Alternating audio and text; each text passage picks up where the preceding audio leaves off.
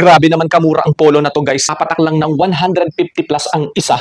Kung gusto mo buy one take one, 319, wala pang 320. Kung gusto mo isang piraso, 150 plus lang.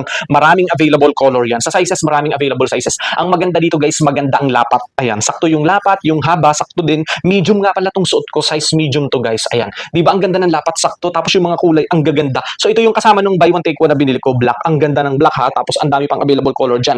So kung kayo guys ay 5'5 to 5'6 ang height nyo, tapos 55 to 65 kg, sakto yung medium. Kaya ganun, kung ganun kayo, ganit medium yung checkout nyo. Di ba ang ganda, pampasyal, pamporma, pang mall, pampasok sa trabaho, pang apply ng trabaho. Pwedeng pwede to guys, kahit sa ang mga okasyon. Yun ang kagandahan pag polo. Oh, sulit, grabe, kaysa naman bumili kayo ng mga mamahalin sa labas. Di ba yung 150 mo, may isang piraso ka na, 150 plus lang. Pero kung gusto mo buy one take one, 300 plus, di ba?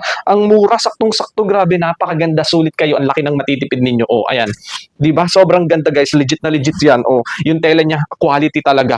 Yung tela guys, quality talaga siya guys. Ayan oh, hindi siya yung dry fit na tela. Oh, ang ganda ha, sulit kayo dito. Legit na legit, napakagandang suotin kahit saan. At ang gusto ko kasi sa polo, yun bang hindi bukang-buka. Sakto yung lapat, sakto yung haba, para maganda yung datingan naman kapag suot, kahit nakapants ka, kahit naka-short ka, di ba? Ang ganda rin itong black ha.